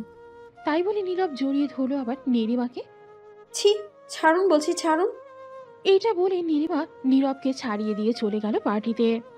ওই মেয়েটার হাত থেকে নীলিমা যখন নীরবকে বাঁচালো, নীরব ভেবেছিল নীলিমা একটু হলেও হয়তো ভালোবাসে তাকে। কিন্তু না, সে হয়তো এখনো বিশ্বাস করাতে পারেনি নীলিমাকে যে সে তাকে রেপ করেনি। নীলিমা এখনো আগের মতোই ঘৃণা করে তাকে। দুজনে পার্টিতে পৌঁছে গেল। নীলিমার দিকে সবাই হা করে তাকিয়ে আছে। মনে হচ্ছে পার্টির আকর্ষণ পুরোটা নীলিমাকে ঘিরে। আলিফ নীলিমার হাতে একটা কিস করে তাকে নিয়ে স্টেজের উপরে উঠল। নীলিমা কিছুই বুঝতে পারছে না আলিফ কেন করছে এগুলো। আলিফ, কি করছো আলিফ? আমাকে এখানে কেন আনলে? হাত ছাড়ো, আমার সবাই দেখছে। নীরব রাগে ফুঁসছে। আলিফের কাছ থেকে হঠাৎ আলিফ বলল, সবার দৃষ্টি আকর্ষণ করছি। এই যে আপনারা আমার সাথে যে অপূর্ব সুন্দরী রমণীকে দেখছেন, তার সাথে খুব তাড়াতাড়ি আমার বিয়ে হতে যাচ্ছে। আজ আমাদের এঙ্গেজমেন্ট পার্টি এটা। নীলিমা অবাক হয়ে তাকিয়ে আছে নীরবের দিকে। নীরব এই বাড়াবাড়ি আর সহ্য করতে না পেরে নীলিমার কাছে যাবার জন্য পা বাড়ালো। ঠিক তখনই সবাইকে অবাক করে দিয়ে নীলিমা আলিফের গালে একটা চড় মারল। নীলিমা পার্টি ভর্তি লোকের সামনে আলিফের গালে চড় মারল। কি বলছেন কি আলিফ আপনি? মাথা ঠিক আছে আপনার? আপনি খুব ভালোভাবেই জানেন যে আমি বিবাহিত। আপনার সাথে দুদিন ভালো করে কথা বলেছি আর আপনি এইসব কিছু ভেবে বসে থাকলেন? আপনি ছি। আপনাকে একজন ভালো বন্ধু ভেবেছিলাম আর আপনি। এই শোনো, তোমার মতো মেয়েদের না খুব ভালো করে চেনা আছে বুঝলে। নীরব স্যারের টাকা খেয়ে তাকে ফাঁসিয়ে গলায় ঝুলে পড়েছো। তো চলো আমার সাথে, চিন্তা করো না, কেউ বউ বানাবো না, শুধু এক রাতের জন্য চলো, টাকায় মুড়ে দেব, চলো চলো। নীলিমা অপমানে লজ্জায় সেখান থেকে চলে আসছে। এমন সময় নীরব তার হাত টেনে ধরে সোজা আরিফের কাছে নিয়ে গেল। তারপরে আরিফের গালে একটা চড় মারল নীরব আর বলল, আমার বউকে অপমান করার সাহস হয় কি করে তোর? এতই যদি খারাপ, তাহলে বিয়ে করার জন্য লাফাচ্ছিস কেন? কাল থেকে তোকে জানে নীলিমা আমার গলায় ঝোলে না। ভালোবাসতাম আমি ওকে, তাই বিয়ে করেছি। ও আমার অহংকার, মনে রাখিস। নীরব এসব কথা বলে নীলিমাকে নিয়ে সোজা বাসায় চলে আসতো। বাসায় আসার পর নীরব নীলিমাকে বলতো, তো এবার যাও, আর একটু বেশি করে মেশো ওসব লোকেদের সাথে, যাও। সব আপনার জন্য। না, আমি আজ আপনাকে বিয়ে করতাম আর আজ আমাকে এইসব কথা শুনতে হতো। আপনি আমার জীবনটা নষ্ট করেছেন। আপনার লোভ আর আমার জীবনটা নষ্ট করেছে। নীলিমা কাঁদছে আর এসব কথা বলছে। আমি আর থাকবো না আপনার সাথে। আর না, আমি ডিভোর্স চাই কালই। না নীলিমা, এমনটা করো না তুমি। আমি থাকতে পারবো না। বিশ্বাস করো নীলিমা, আমি তোমাকে রেপ করিনি। ওই দিন আমি তোমার রুমে যাইনি। তুমি যখন গিয়েছিলে রুমে, বিশ্বাস করো, আমাকে ছেড়ে যেও না তুমি। নীলিমা, ছেড়ে যেও না। বিশ্বাস? হা, ওই শব্দটা আপনার মুখে মানায় না। আমিও করেছিলাম আপনাকে বিশ্বাস। বিশ্বাস করেই বাইরে গিয়েছিলাম আপনার সাথে, আর আপনি তার সুযোগ নিয়ে আমার জীবনটা নষ্ট করেছেন। কি করলে বিশ্বাস করবে বলো? কি করবো আমি তোমাকে বিশ্বাস করানোর জন্য? বলো নীলিমা। কালই ডিভোর্স চাই আমার, আর কোনো কথা নয়। আমি তোমাকে যেতে দেবো না, আমাকে ছেড়ে কিছুতেই না। নীরব তাই বলে জোর করে নীলিমার সাথে ফিজিক্যাল রিলেশন করে, তারপর বলে, যাও, যাও এবার আমাকে ছেড়ে। দেখি কেমনে পারো, চাইলে পারবে না আমাকে ছেড়ে যেতে। জানোয়ার, আর একবার প্রমাণ করলি তুই আজ যে তুই মানুষ না, তুই আস্ত একটা অমানুষ। নীলিমা কাছে আর বলছে, আজ আবার একবার ধর্ষিতা হলাম আমি। কি বলছো কি নীলিমা? আমি তোমার হাজব্যান্ড, আমার তোমার উপর সম্পূর্ণ অধিকার আছে। তুমি এসব কেন বলছো? ছি, আপনি নিজেকে স্বামী বলে দাবি করেন? আপনার কি মনে হয় কোনো স্বামী তার বউয়ের সাথে এমনটা করতে পারে? দেখো নীলিমা, আমি এটা করেছি শুধুমাত্র তোমাকে হারানোর ভয়। তুমি যদি আমাকে ছেড়ে না যাও সেজন্য। নীরব প্রচণ্ড কষ্ট পায় নীলিমার কথা শুনে। সে নাকি আবার ধর্ষণ করলো তাকে। এই কথাটা শুনে নীরবের মাথায় আকাশ ভেঙে পড়ে। নীরব প্রতিদিন নেশা করে বাসায় ফিরতে শুরু করলো, আর নেশার ঘুরে ওই একই কথা বিড়বিড় করতে থাকে রোজ। আমাকে ছেড়ে যেও না, অনেক ভালোবাসি আমি তোমাকে। কয়েক মাস পর হঠাৎ একদিন নীলিমা বুঝতে পারলো যে সে মা হতে চলেছে। একথা জানার পর থেকে নীলিমা অঝরে কেঁদে চলেছে। দুদিন ধরে কিছুই খায়নি সে। নীরব এসব দেখে নীলিমাকে জিজ্ঞেস করলো, তোমার কি হচ্ছে নীলিমা? তুমি এভাবে কাঁদছো কেন? আমার সাথে থাকতে হচ্ছে বলে তুমি এমন করছো, তাই না? আচ্ছা নীলিমা, আমি কি এতটাই খারাপ যে আমার সাথে এক ছাদের নিচে থাকাও যায় না? আচ্ছা তুমি কি চাও? তুমি চাও যে আমি তোমাকে ডিভোর্স দেই, সেটা তাই হবে। ডিভোর্স দেব। তুমি শুধু এভাবে থেকো না, আর এভাবে কেঁদো না। আমিও সহ্য করতে পারি। আমার থেকে দূরে গেলে তাহলে সেই ব্যবস্থায় করছে। ডিভোর্স দেবেন? শেষ সর্বনাশটা তো করেই দিয়েছেন আমার। ডিভোর্স দিয়ে আর কি হবে? মানে? মানে আপনার পাপের ফল এখন আমার পেটে। আমি প্রেগনেন্ট, আর এটা আমার জীবনের সব থেকে বড় কলঙ্ক। কি বলছো নীলিমা? এত বড় একটা খুশির সংবাদ, আর তুমি তাকে কলঙ্ক বলছো? একবার মুখে আটকালো না তোমার কথাটা বলতে? না, আটকালো না, কারণ আমি একজন ধর্ষকের সন্তানের মা হতে চলেছি, কোনো ভালো মানুষের না। কি বলছো কি নীলিমা তুমি? আমি তোমার স্বামী। মানি না আমি আপনাকে আমার স্বামী। একজন ধর্ষক কখনো স্বামী হতে পারে না। আমি চাই না এই বাচ্চা। কালই আমি হসপিটালে যাব। আমি এই বাচ্চা চাই না। নীরব নীলিমার কাছে এসে নীলিমাকে একটা চড় মারো, আর কাঁদতে কাঁদতে বলল, এটা আমাদের প্রথম সন্তান। কেমন মেয়ে তুমি যে নিজের প্রথম সন্তানকে রাখবে না বলছো? আচ্ছা রেখো না, যাও। আসলে মা হবার কোনো যোগ্যতা নেই তোমার। নীরব এবার নীলিমার কাছে এসে বলল, এই নীলিমা, এমন কাজ করো না। আমার সন্তান আমাকে দিয়ে দাও, আমি মানুষ করবো ওকে। নীরব ফ্লোরে হাঁটু কেড়ে বসে পড়ল আর হাত জোর করে অনুরোধ করল নীলিমাকে। নীলিমার কিছুটা কষ্ট হলো নীরবকে দেখে। সে কোনো কথা না বলে নীরবে চোখের পানি ফেলতে ফেলতে সেখান থেকে চলে গেল। পুরোটা রাত দুজনের একজনও ঘুমায়নি। নীরব ব্যালকনিতে দাঁড়িয়ে আর নীলিমা মেঝেতে বসে কাটিয়ে দিয়েছে। নীলিমা পরের দিন সকালে নীরবকে কিছু না বলেই হসপিটালে চলে গেল। কিন্তু সেখানে যাওয়ার পরে দেখলো একটা মহিলা তার বাচ্চা করে নিয়ে হসপিটাল থেকে বের হচ্ছে। দেখে নীলিমার বুকের ভেতরটা চিনচিন করে উঠল। নিজের পেটে হাত দিয়ে চিৎকার করে কাঁদতে লাগলো নীলিমা, আর বলল, আমিও মা হতে চাই, আদর করতে চাই নিজের সন্তানকে কোলে নিয়ে। নীলিমা নিজের পেটটা চেপে ধরে চিৎকার করে কাঁদতে কাঁদতে মাটিতে বসে পড়ল। কেন করলে নীরব তুমি আমার সাথে এমন? আমিও একটা সুস্থ স্বাভাবিক সন্তানের মা হতে পারতাম। তুমি সেটা হতে দিলে না। আমি কি করে আমার সোনাটাকে নষ্ট করব? কি দোষ ওর? ওর দোষ তো একটাই, ও একটা ধর্ষকের সন্তান হয়ে জন্ম নেবে পৃথিবীতে। নীলিমা প্রায় 2 ঘন্টা হসপিটালের সামনে বসেছিল একটা বেঞ্চে। কি করে নষ্ট করবে সে তার সন্তানকে? তার তো কোনো দোষ নেই, মা হওয়ার স্বাদ সব মেয়েরই থাকে। এদিকে নীরব নীলিমাকে হন্যে হয়ে খুঁজে বেড়াচ্ছে। মাথা খারাপ হয়ে যাচ্ছে নীরবের। নীরব ভাবছে নীলিমা হয়তো তাকে ছেড়ে চলে গেছে। বারবার এই কথা মাথায় আসছে নীরবের। শেষমেশ পারল না নীলিমা, পারল না তার পেটে থাকা সন্তানকে নষ্ট করে দিতে। ফিরে আসলো নীলিমা বাড়িতে। এসে কেবল বাড়িতে ঢুকেছে আর তখনই দেখলো নীরবের বাবা তাড়াহুড়ো করে বাসা থেকে বের হচ্ছে। কি হয়েছে বাবা? বৌমা, নীরব, নীরব, কি হয়েছে নীরবের? বৌমা, নীরব সকালে উঠে তোমাকে না পেয়ে খুঁজতে বের হয়েছিল। একটু আগেও ওর এক বন্ধু ফোন করে বলল ও নাকি অ্যাক্সিডেন্ট করেছে, হ্যাঁ এখন হসপিটালে ভর্তি। তাই বলে নীরবের বাবা দৌড়ে চলে গেলেন হসপিটালে। নীলিমা গেল তার পিছে পিছে। তারা হসপিটালে গিয়ে দেখে নীরবের খুবই খারাপ অবস্থা। পায়ে লেগেছে খুব, মাথায় আর হাতেও লেগেছে। নীরবের কোনো সেন্স নেই। ডাক্তার এসে বললেন নীরবের খুব খারাপ অবস্থা, অপারেশন করতে হতে পারে, অনেক রক্ত বের হয়ে গেছে, রক্ত দিতে হবে। নীলিমা ডাক্তারের কথা শুনে বসে পড়ল। এসব কিছুর জন্য নিজেকে দায়ী করতে থাকলো। না সে এত বাড়াবাড়ি করত, না নীরবের আর এমন অবস্থা হতো। নীলিমা ভীষণ কান্নাকাটি করতে থাকলো। ডক্টর এসে বললেন, নীরবের সেন্স ফিরছে, সে নীলিমা নামে কাউকে খুঁজছেন। এখানে নীলিমা নামে কে আছেন? নীলিমা তাড়াতাড়ি উঠে এসে বলল, আমি আমি আমি ডক্টর, আমি নীলিমা, আমি ওনার স্ত্রী। একটাবার দেখা করতে পারি আমি ওনার সাথে? জি, তবে 5 মিনিটের জন্য, আর বেশি কথা বলবেন না। নীলিমা দৌড়ে গেল নীরবের কাছে, গিয়ে নীরবের হাতটা ধরে বলল, ক্ষমা করে দাও নীরব আমায়, আর কখনো এমনটা হবে না। তোমায় না বলে যাওয়াটা আমার ভুল হয়ে গেছে। শুনছো তুমি নীরব, আমাদের বাচ্চাকে আমি মেরে ফেলিনি। নীরব ঝাপসা চোখে শুধু একটা কথাই বলে। নীলিমা, তুমি আমাকে ছেড়ে যেও না। নীরবের সেন্স পুরোপুরি ফেরেনি এখনো। সে ঘোরের ভেতরে একটা কথাই বলেছে। ছেড়ে যেও না নীলিমা। কিছুক্ষণ পরে নার্স এসে নীলিমাকে বার করে দিল। তারপর পরে ডাক্তার এসে বললেন, নীরবের অপারেশন করতে হয়নি, তবে তার পায়ে আর মাথায় অনেক আঘাত লেগেছে, সেরে উঠতে সময় লাগবে। নীলিমা ভীষণ কাঁদতে লাগলো, কারণ পুরো ঘটনার জন্য দায়ী ছিল সে। প্রায় 1 মাস হলো নীরব হসপিটালে। নীলিমা ঠিকমতো খাওয়া দাওয়া করে না, প্রায় সারাদিন হসপিটালেই পড়ে থাকে। কাল নীরবকে হসপিটাল থেকে রিলিজ করা হবে। অনেক সকালে নীলিমা এসে হাজির নীরবকে নেবার জন্য।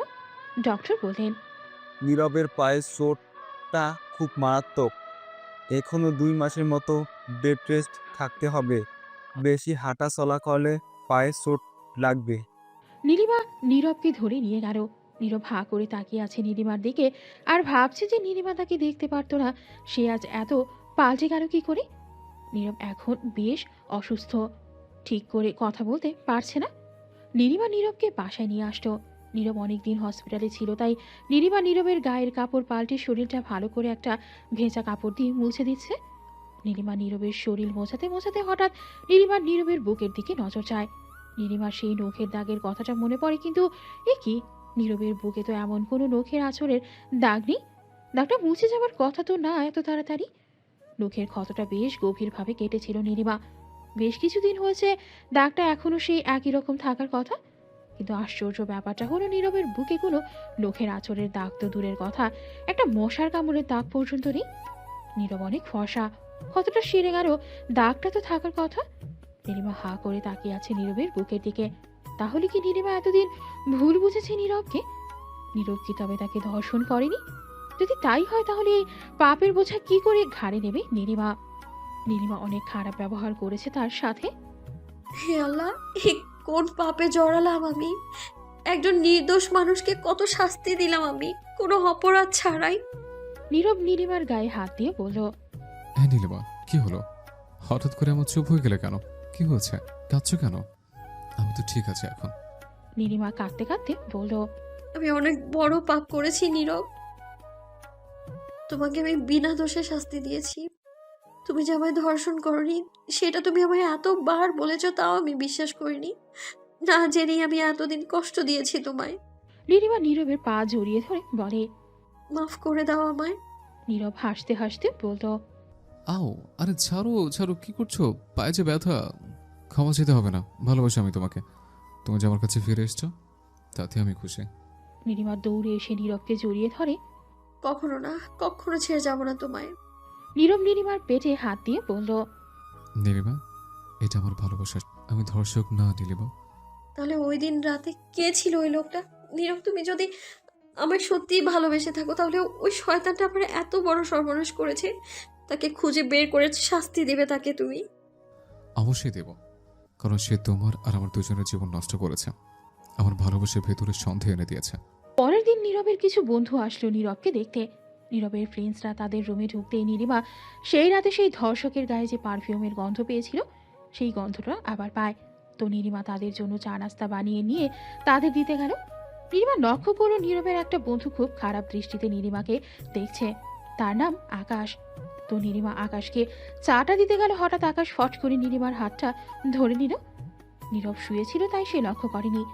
এসব নীলিমা ছাড়া মেরে হাতটা ছাড়িয়ে নিতে গেল। হঠাৎ চাপ পড়ল আকাশের গায়ে। নীরব বলল, ইসিরে কি করলেন কি ভাবি? Sorry sorry. আচ্ছা ঠিক আছে। ইস আকাশ, তোর তো শার্টটা পুরো ভিজে গেছে। নীলিমা, আকাশকে আমার একটা টি শার্ট দাও, পাল্টে নেই। নীলিমা একটা শার্ট এনে দিল আকাশকে। আকাশ বারবার বিভিন্ন বাহানায় ছোঁয়ার চেষ্টা করছে নীলিমাকে। শার্টটা নিতে গিয়েও নীলিমার হাতটা ইচ্ছে করে ধরেছে সে। নীলিমা খুব অস্বস্তি বোধ করছে তার কাজে। নীরবকে কিছু বলতেও পারছে না নীলিমা, কারণ নীরব এখনো অসুস্থ। আকাশ নীরবের অনেক ঘনিষ্ঠ বন্ধু, একসাথে এক অফিসে চাকরিও করে তারা। আকাশ শ্বাস চেঞ্জ করছে নীরবের সামনে। এমন সময় নীলিমা চলে আসে তাদের সামনে। হঠাৎ নীলিমা চলে আসে। নীলিমা হঠাৎ করে আকাশের বুকের দিকে নজর যায়, দেখে আকাশের বুকে ঠিক একই জায়গায় একই রকম একটা নখের আঁচড়ের দাগ। দেখে মনে হচ্ছে কতটা বেশি দিনের না, এখনো লাল হয়ে আছে বুকের কাটা জায়গাটা। দেখে নীলিমার গলা বুক শুকিয়ে আসে ভয়। তবে আকাশই কি সেই ছেলে যে তাকে ধর্ষণ করেছিল? নীলিমা ওই রাতে সেই লোকটার হাতেও খামচে দিয়েছিল।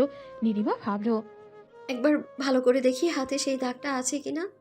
ভালো করে না জেনে তারপর দোষারোপ করা ভালো। এমনিতেই আমার জন্য আগে নির্দোষ হয়েও শাস্তি পেয়েছে। এ কি, আকাশের হাতেও যে সেই দাগটা আছে কাটা। নীলিমার আর বুঝতে বাকি থাকলো না তাকে আকাশই ধর্ষণ করেছিল। নীলিমা ভয়ে দৌড়ে দোতলা থেকে নিচে চলে গেল। নীরব সেটা দেখে তার একটু সন্দেহ হলো। আকাশ বুঝে ফেললো যে নীলিমা হয়তো সব জেনে গেছে। আকাশ তাড়াহুড়ো করে নিচে চলে যাবার জন্য। এই মুহূর্তে নীরবকে কি করে বলবে নীলিমা এসব কথা? নীরব যে এখনো অনেক অসুস্থ, ওর হাঁটাচলা করা একদম বারণ। নীরবকে এসব বলে নীরব উত্তেজিত হয়ে পড়বে। নীলিমা এসব ভাবছে নিচে বসে। হঠাৎ আকাশ নীলিমাকে দেখলো। আকাশ তাড়াহুড়ো করে চলে যাচ্ছে। নীলিমা তাকে দেখে বলল, কি ব্যাপার আকাশ ভাই, চা না খেয়ে চলে যাচ্ছেন যে? আজ যাই ভাবি, অন্য একদিন খাবো। ভয় পেয়ে গেলেন নাকি? বয় কিসের বয়? না কিছু না, রেডি থাকেন আকাশ ভাই, জেলের ভাত খাওয়ার জন্য। ওহ, তাহলে তুমি সব জেনে গেছো? যাও, সব জেনেই যখন গেছো তাহলে আর লুকোচুরি খেলে লাভ কি?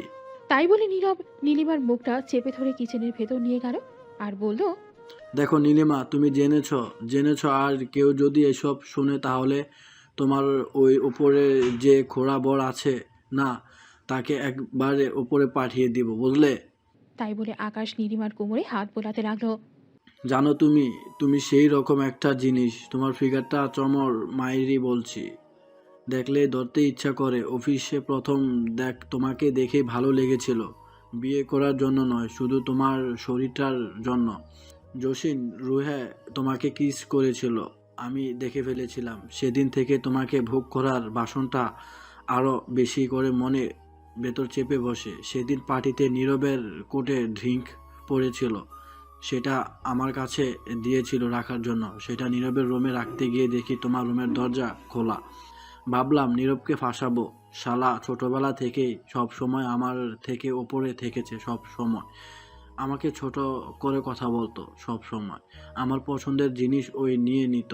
ভাবলাম এবার আর তা হবে না, তাই ওর আগে তোমাকে আমি ব্যবহার করলাম। জিতেছি এবার আমি। আহ আহ আহ ও এবার আমার ব্যবহার করার জিনিস ব্যবহার করবে। নীরব, এবার দেখ কেমন লাগে। আকাশ এখনো নীলিমার মুখটা হাত দিয়ে চেপে ধরে রেখেছে, যাতে নীলিমা চিৎকার করতে না পারে। নীলিমার চোখ থেকে অঝরে পানি ঝরছে। আর শোনো নীলিমা, এই সব কথা যদি তুমি আর আমি ছাড়া অন্য কারো কানে যায় তো নীরবকে তো শেষ করবই আগে, তারপর তোমার পালা। ও আর হ্যাঁ, তোমার বোনটা তো একা একা থাকে, তাই না? কথাগুলো ভালো করে মাথায় ঢুকাইয়া নাও। কেউ যদি জানতে পারে বা তুমি যদি থানা পুলিশ করো তো আমি জেলে যাব, বাট তোমাদের খুন করে তারপর যাব। আকাশ এসব বলে নীলিমাকে মেঝেতে ফেলে দিয়ে চলে গেল। নীলিমা মেঝেতে বসে কাঁদতে লাগলো। কি করবে সে এখন? নীরব তো অসুস্থ, কাকে বলবে সে এখন এসব কথা? নীরব হাঁটাচলা করতে পারছে না। এ সময় যদি আকাশ নীরবের কিছু একটা ক্ষতি করে দেয় তো? এমনিতেই আমার জন্য নীরব বিনা দোষে অনেক শাস্তি ভোগ করেছে, আর না? এসব কথা ভাবছে নীলিমা বসে বসে। নীলিমা দৌড়ে গিয়ে নীরবকে জড়িয়ে ধরে কাঁদতে লাগলো জোরে জোরে। কি হচ্ছে নীলিমা, কাঁদছো কেন? নীলিমা, নীলিমা। না কিছু না। নীরব, আমায় তুমি ক্ষমা করেছো তো? জানি তোমার কাছে ক্ষমা চাওয়ার কোনো মুখ নেই আমার, তবু আমায় ক্ষমা করে দিও। আর শুধু আমার জন্য তোমার এই অবস্থা। আরে ধুর পাগল, কিছু বলো না তুমি? হ্যাঁ, এটা ঠিক যে যখন আমি জেলে ছিলাম একটু রাগ হয়েছিল, তার বেশি দিন সে রাগটা মনের ভেতর পুষে রাখতে পারিনি। নীলিমা সবসময় নীরবের সাথে সাথে থাকে। তার মনে একটা ভয় কাজ করছে যে আকাশ নীরবের কোনো ক্ষতি না করে দেয়। নীলিমা শুধু নীরবের সুস্থ হওয়ার অপেক্ষা করছে। সে মনের ভেতর কথাগুলো আর চেপে রাখতে পারছে না, অপেক্ষা করছে কবে নীরবকে বলবে। হঠাৎ আকাশ একদিন নীরবদের বাসায় এসে হাজির।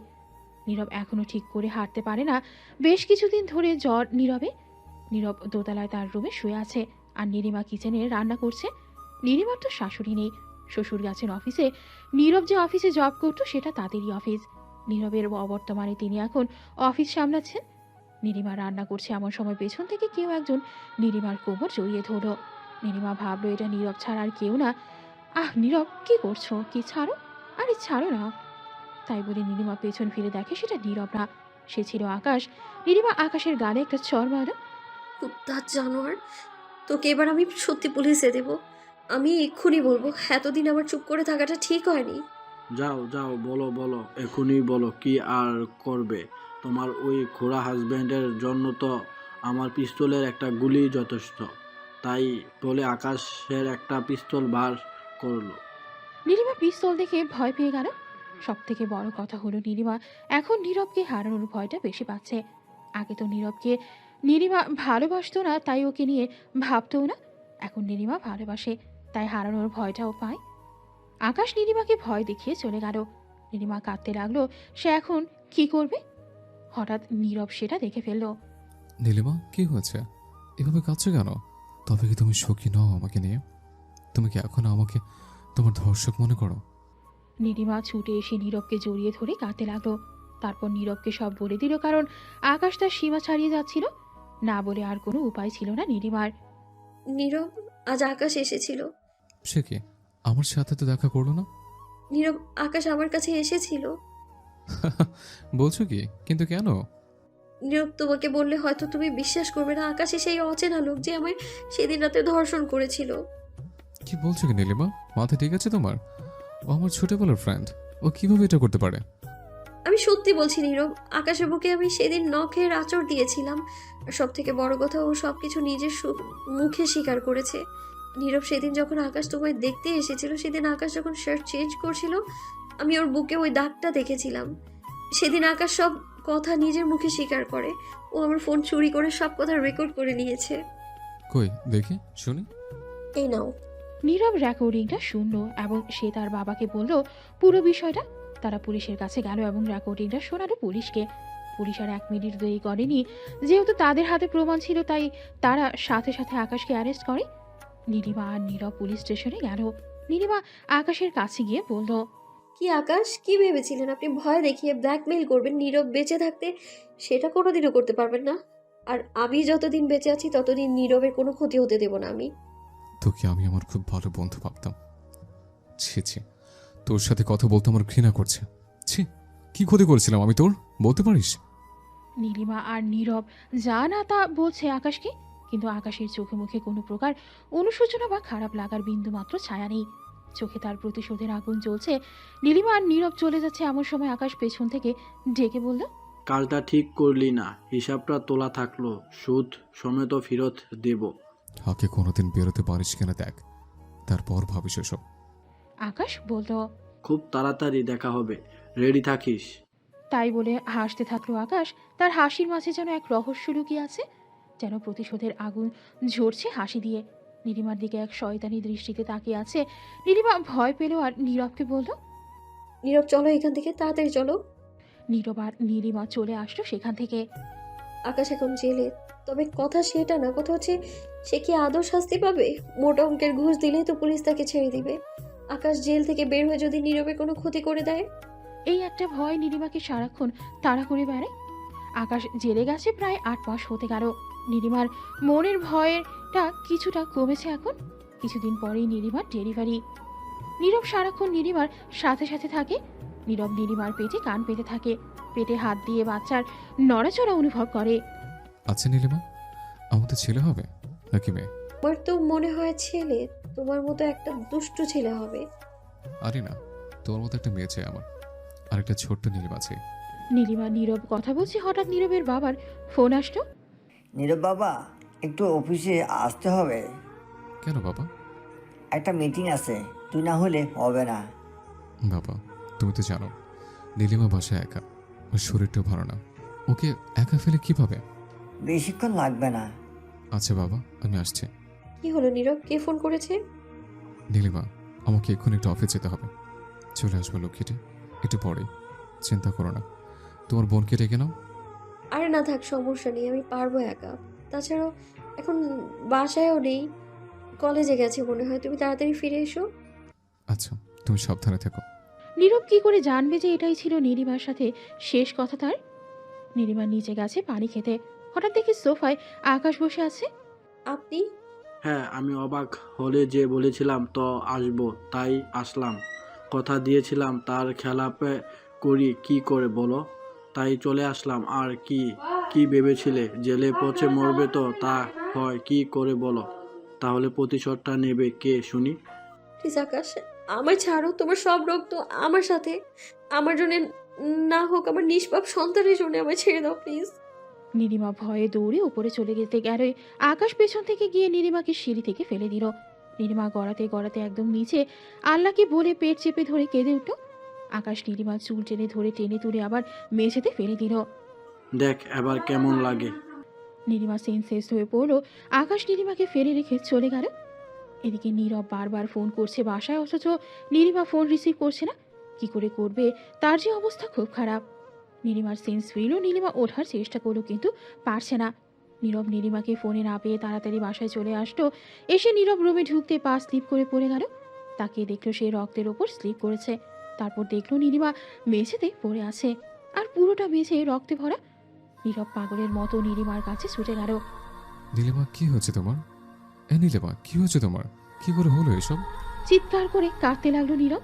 নীলিমা বলল, আমার খুব কষ্ট হচ্ছে নীরব। আমার যাই হোক না কেন, আমাদের সন্তানটাকে বাঁচাও নীরব। নীরব, আকাশ, আকাশ। তাই বলে আবার সেন্সলেস হয়ে গেল। নীরব তাড়াতাড়ি করে নীলিমাকে হসপিটালে নিয়ে গেল। 1 ঘন্টা পরে ডক্টর অপারেশন থিয়েটার থেকে বের হয়ে নীলিমার মেয়ে হয়েছে, তবে নীলিমার অবস্থা খুবই খারাপ। তাকে একবার ডাকছে নীলিমা। নীরব দৌড়ে গেল নীলিমার কাছে। নীলিমা, আমার জান পাখি, প্লিজ কেঁদো না, তোমার কিচ্ছু হবে না। নীলিমা, তোমার এই অবস্থা হলো কি করে বলো আমাকে? কি করেছে তোমার এই অবস্থা? আমি তাকে ছাড়বো না। আকাশ এসেছিল নীরব, ও আমায় ফেলে দেয় সিঁড়ি থেকে। আমার খুব কষ্ট হচ্ছে নীরব।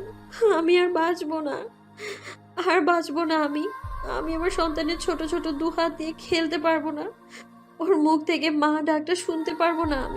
আমি বাঁচতে চাই নীরব, আমি বাঁচতে চাই নীরব। আমার নিঃশ্বাস নিতে কষ্ট হচ্ছে নীরব। নীরবের সাথে কথা বলতে বলতেই মারা যায় নীলিমা। পাশে তার ছোট্ট মেয়েটি কাছে। নীলিমা, নীলিমা, কথা বলো। কথা বলছো না কেন? নীলিমা, প্লিজ জান পাখি, এভাবে চুপ করে থেকো না। দেখো আমাদের মেয়েটি কিভাবে কাঁদছে, তুমি ওকে করে নেবে না? নীলিমা, কথা বলো নীলিমা। ডক্টর, ডক্টর, দেখুন না, নীলিমা কথা বলছে না। আমার নীলিমা কথা বলছে না। সরি নীরব, আপনার স্ত্রী আর বেশি নেই। কি বলছেন কি? মাথা খারাপ বলছে নাকি আপনার? আমি বিশ্বাস করি না আপনার কথা। আমার নীলিমা আমাকে ছেড়ে চলে যেতে পারে না। হ্যাঁ নীলিমা, প্লিজ কথা বলো, তোমাকে যারা কি করে থাকবো আমি। নীরব নীলিমার লাশটা বুকে নিয়ে চিৎকার করে কাঁদতে লাগলো। নীলিমা, তুমি কথা দিয়েছিলে আমাকে ছেড়ে যাবে না। তুমি একটা মিথ্যাবাদী, আমাকে রেখে চলে গেলে। আমার কথা না হয় বাদই দিলাম না, আমার আমার মেয়েটার কথা ভেবে আমার কথা সারা দাও। যার জন্য তুমি আমাকে ছেড়ে চলে গেছো, খুন করবো আমি তাকে, তাকে ভয়ঙ্কর মৃত্যু দেব। নীরব হসপিটাল থেকে দৌড়ে চলে গেল আকাশের বাড়ি। নীরব আকাশদের কিচেন থেকে একটা ছুরি নিয়ে সোজা আকাশের রুমে গিয়ে প্রায় 20 থেকে 30টা বার আকাশের শরীরে ছুরিটা চালিয়েছে। আকাশ নিজেকে বাঁচানোর অনেক চেষ্টা করেছে, তবে পারেনি। নীরব এখন শিকারী ভাগ কে রোখে তাকে। আকাশ সাথে সাথে মারা যায়। নীরব আকাশকে খুন করে সেই রক্তমাখা হাতে আবার নীলিমার লাশের কাছে ফিরে যায়। নীলিমা, দেখো দেখো নীলিমা, রক্ত, আকাশের রক্ত, দেখো দেখো নীলিমা। নীলিমা, এবার ওঠো প্লিজ, এবার ওঠো তুমি। দেখো ওই আকাশকে আমি মেরে ফেলেছি, ওর আসবে না আমাদের মাঝে। প্লিজ তুমি জেগে ওঠো। নীলিমার মেয়েটা কাঁদছে পাশে, কিন্তু নীরবের সেদিকে কোনো খেয়াল নেই। নীরব চিৎকার করে কাঁদতে লাগলো। এদিকে হসপিটালের লোক নীরবের খুন করার কথা শুনে পুলিশকে খবর দেয়। পুলিশ এসে আবারও নীরবকে ধরে নিয়ে যায়। নীলিমার কবরে মাটিটুকু দিতে পারল না নীরব। প্রিয়তমার শেষ বিদায়ও থাকতে পারল না নীরব। নিজের সন্তানকে একবারও করে নিতে পারল না সে। নীরব প্রায় পাগলের মতো হয়ে গেছে। আজ প্রায় 15 বছর পর নীরব জেল থেকে ছাড়া পেল। নীরবের চুলে পাক ধরেছে, গায়ের চামড়ায় ভাঁজ পড়ে গেছে। ঝাপসা চোখে সে দেখলো দুজন তার জন্য অপেক্ষা করছে, একজন বৃদ্ধ আর একটি 15 থেকে 16 বছরের মেয়ে। নীরব তাদের কাছে গেল। নীরব, নীরব তার বাবাকে জড়িয়ে ধরে কাঁদতে লাগলো। নীরব, এটা তোর মেয়ে সুমনা। নীরব তার এক দৃষ্টিতে তাকিয়ে থাকলো তার মেয়ের দিকে, তারপর বলল, একদম মায়ের মতো হয়েছে আমার মেয়েটা। মেয়েটাকে আজ প্রথম বুকে নিল নীরব। চোখে তার ঝরঝর করে পানি ঝরছে। মেয়েকে এতদিন পর কাছে পেয়ে কথা বলার ভাষা হারিয়ে ফেলেছে নীরব। তারপর নীরব নীলিমার কবরের কাছে গেল, নীলিমার কবরে হাত দিয়ে। সরি নীলিমা, তোমার শেষ বিদায় তোমার সাথে থাকতে পারি না। এই 15 বছর তোমার কবর আসতে পারেনি। কেন চলে গেলে নীলিমা? তুমি তোমার কথা রাখোনি। তুমি আমাকে কথা দিয়েছিলে আমাকে ছেড়ে কখনো যাবে না। কথা রাখোনি তুমি, কথা রাখোনি নীলিমা। তোমার তো অন্ধকারে ভয় করে, তাহলে কি করে আছো তুমি অন্ধকার কবরে? চিন্তা করো না নীলিমা, আমি প্রতি রাতে তোমার কবরের পাশে মোমবাতি জ্বালাবো। সারা রাত তোমার সাথে থাকবো, কোথাও যাবো না তোমাকে ছেড়ে। এসব বলছে আর চিৎকার করে কাঁদছে নীরব।